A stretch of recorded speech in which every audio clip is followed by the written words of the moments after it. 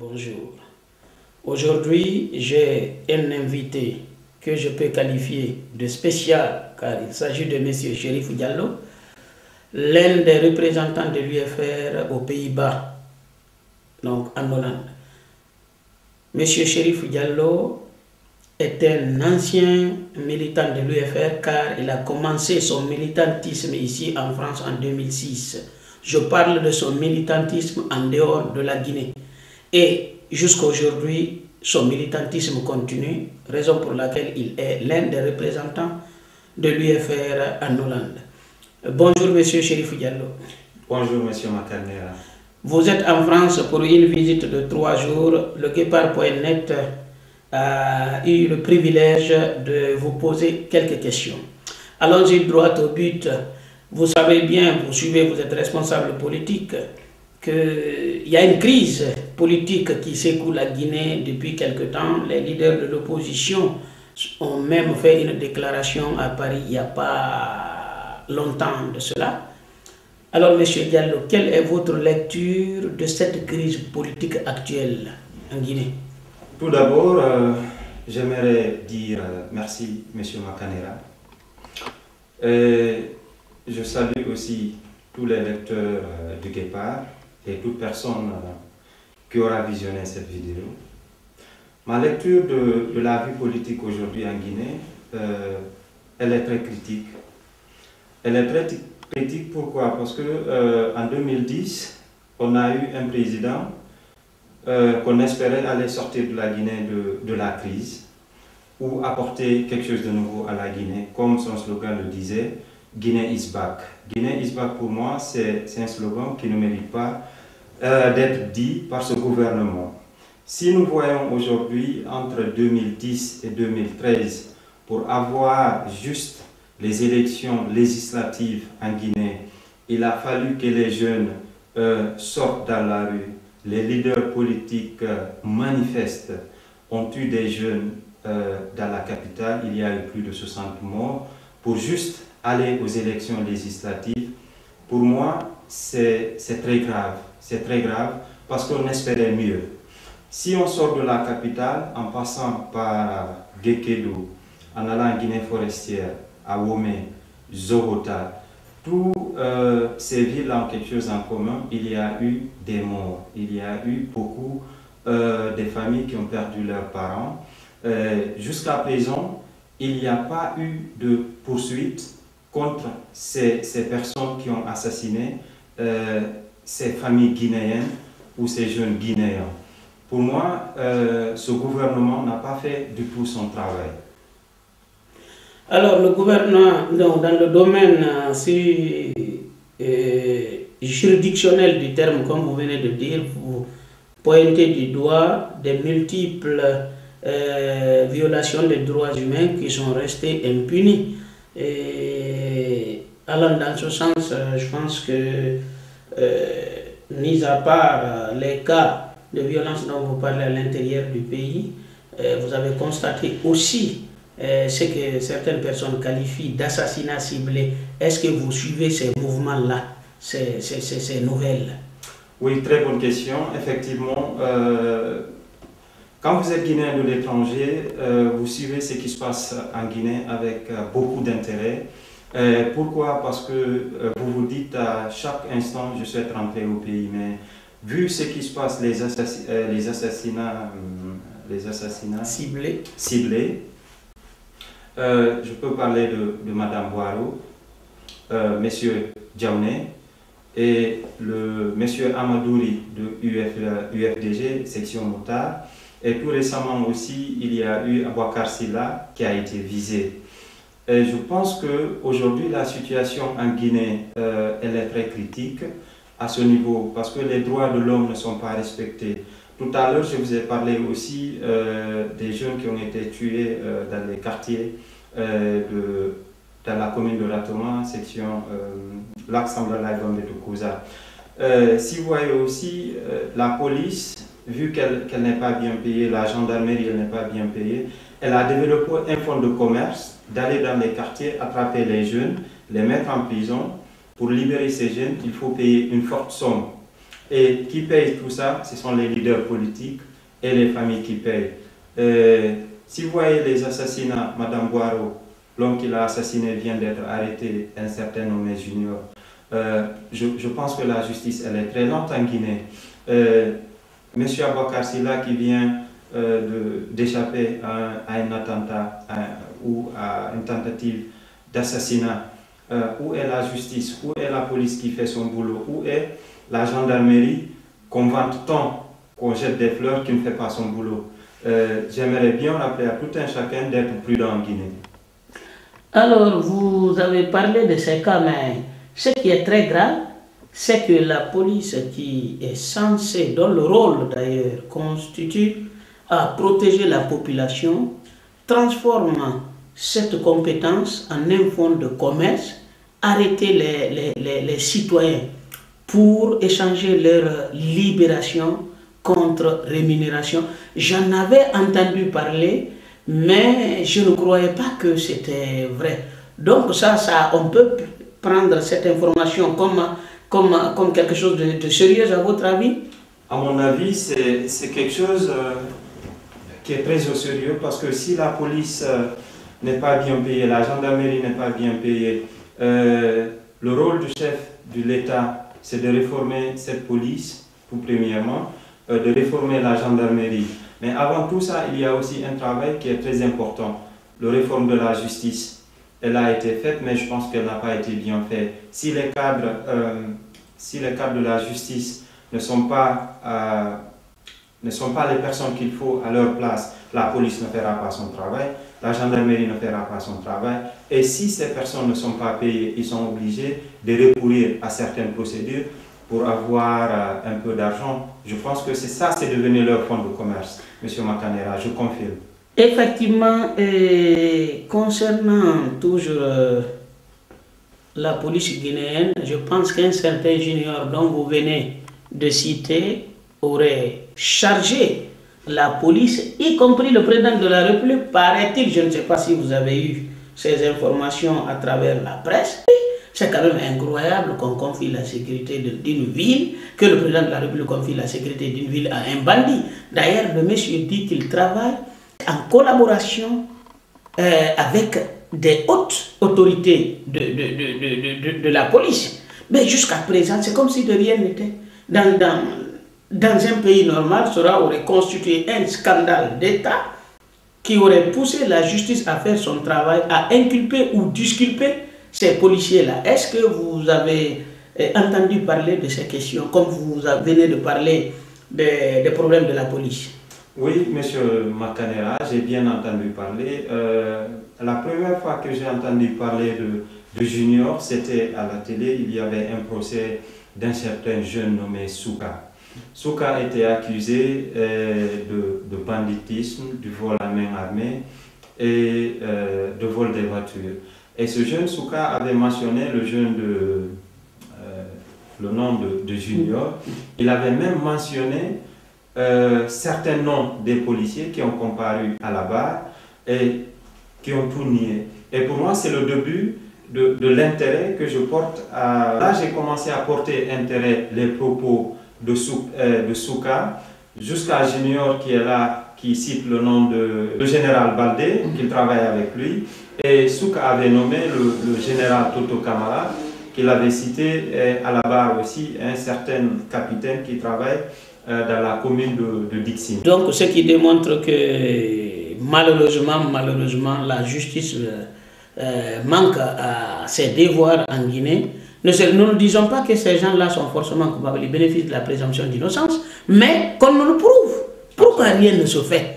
Donc, qui n'a rien à cacher n'a pas peur de transparence. Monsieur Chérif, vous êtes politicien. Oui. Observateur de la vie politique, oui, mais surtout politicien. On parle de l'élection présidentielle, de candidature unique, de la solidarité entre les partis de l'opposition. Qu'en pensez-vous? Encore une fois, très aimable à vous de me poser cette question, parce que c'est l'inquiétude de toute la communauté guinéenne que je souhaite partager avec vous. Je vis aux Pays-Bas, effectivement, et aux Pays-Bas, on a vécu quelque chose de très historique à un moment, c'était en 2014. Il y a eu l'honorable Sidya Touré qui était invité à la Convention libérale. À cette même occasion, le président de l'UFDG, l'honorable Cellou Dalein, était invité. Et la plupart des jeunes sympathisants, militants de l'UFR, se posaient cette question, est-ce que ce serait possible d'avoir une réunion avec les deux grands leaders de l'opposition guinéenne ensemble? Mais le calendrier était déjà établi, on n'a pas pu organiser ça. En première partie, on a eu une réunion de travail avec l'honorable Sidya Touré, qui nous a parlé de la situation actuelle de la Guinée, qu'on suivait aussi avec beaucoup d'intérêt, qui nous a parlé aussi des discussions avec les leaders de l'opposition. Personnellement, je pense qu'à l'heure actuelle où nous vivons, la communauté guinéenne, partout où elle est, elle en a marre de cette division. Elle souhaite, au plus profond d'elle, que les leaders travaillent ensemble pour nous donner quelque chose de concret. Je pense qu'on a beaucoup vu des leaders qui ont les mêmes idées, qui ont le même engagement, qui ont le même programme et qui ne l'exécutent pas ensemble. On souhaite que ces leaders, qu'on fait totalement confiance, nous proposent quelque chose pour les élections à venir. On les fait totalement confiance. J'espère bien, j'espère qu'ils partiront pour la candidature unique cette année pour battre plus facilement le professeur Alpha Condé. Ben, on ne peut pas être plus clair que ça, M. Diallo. J'ai gardé la dernière question pour vous. Vous êtes l'un des représentants de l'UFR en Hollande. Alors, comment l'UFR se porte en Hollande? Quel est votre projet pour votre parti dans ce pays? Ah, une très bonne question encore. L'UFR se porte très bien aux Pays-Bas. Je me souviens, en 2010, il y a... Vous savez, le travail des élections ne commence pas le jour du vote.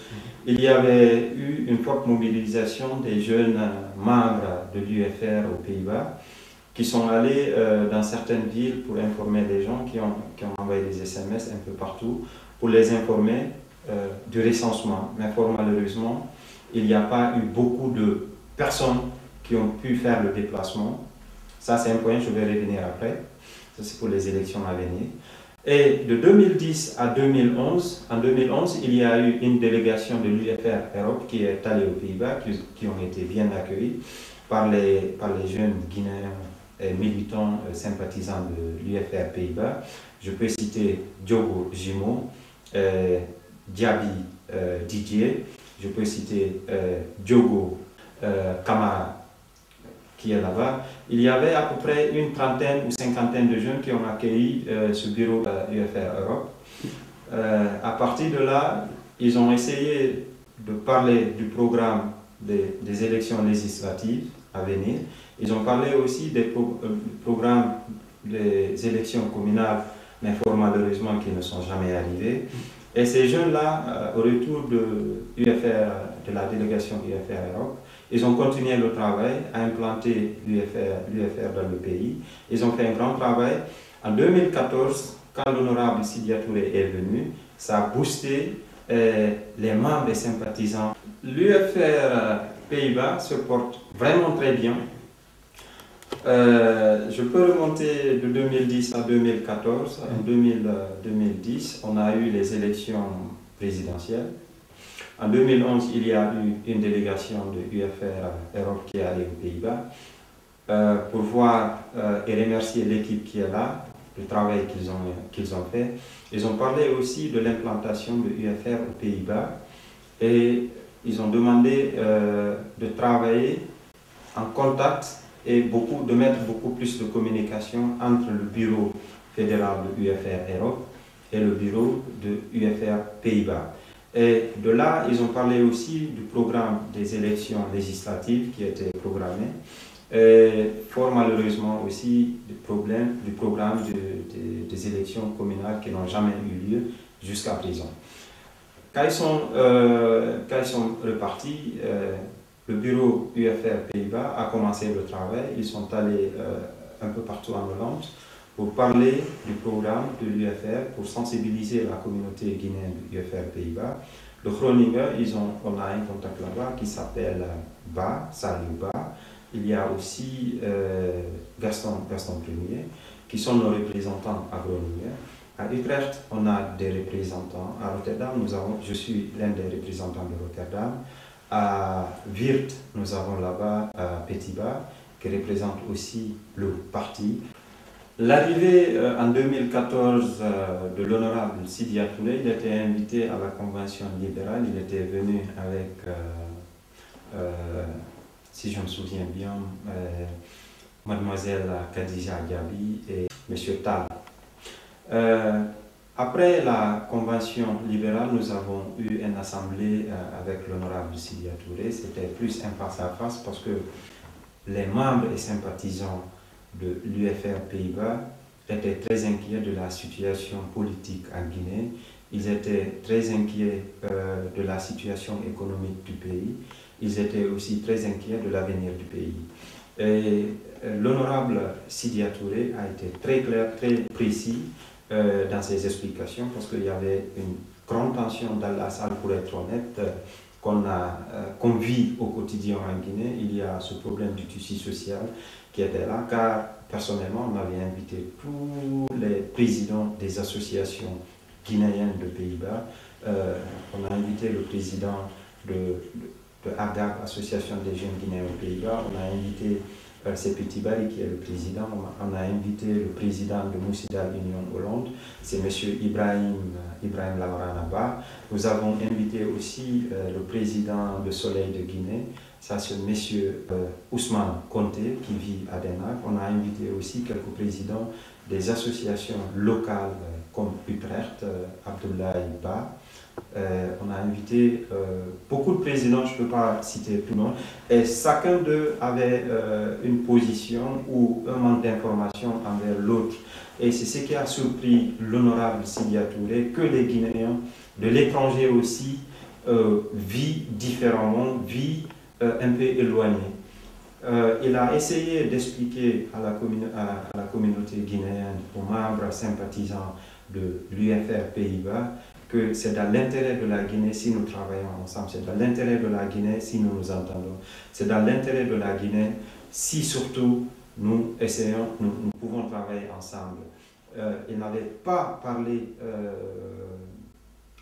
dans le vide, car son message a été entendu très fort. Depuis qu'il est parti, je peux vous dire que l'UFR Pays-Bas se porte très bien, on continue le travail et on espère gagner les élections en 2015. Alors, M. Chérif Diallo, nous arrivons au terme de notre entretien. Oui. Avez-vous un dernier mot à l'adresse de vos compatriotes? Oui. Si j'ai un message à la communauté guinéenne, qu'elle soit diaspora, qu'elle soit celle qui vit au pays, il est temps de dire non. Non. Et il est temps de dire oui. Le non, c'est pourquoi? C'est non à la division. Non à l'ethnocentrisme en Guinée. Ça nous affecte énormément. Et je pense qu'il est aussi temps de dire non à ce gouvernement d'Alpha Condé. Car depuis qu'il est là, je peux vous dire que rien n'a changé. Je peux prendre les 5 communes de Conakry. Aucun centre de santé n'a été renouvelé. Aucune école n'a eu les dernières technologies. Les rues n'ont pas changé. Le panier ménagère n'a pas changé. Et nous qui vivons là, on envoie de l'argent, on continue d'envoyer, mais le prix n'a jamais baissé. Donc, non à tout ça. Oui, travaillons ensemble. Oui, vive la Guinée. Oui, vive la communauté guinéenne. La Guinée a une seule famille. Je suis pour. Et un dernier message. Moi, Chérif Diallo, je fais totalement confiance aux leaders politiques de l'opposition pour nous faire une proposition de la candidature unique. Je vous remercie. Merci beaucoup, M. Diallo. Je redis à nos chers internautes que vous êtes Chérif Diallo, très ancien militant de l'UFR depuis 2006 en France ici, avant d'aller en Hollande, là où vous continuez à servir votre parti politique.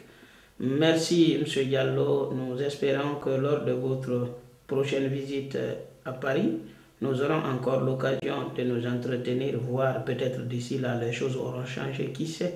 C'est ce que vous souhaitez, en tout cas dans le bon sens. Absolument. Merci, M. Diallo. Merci, M. Makanera.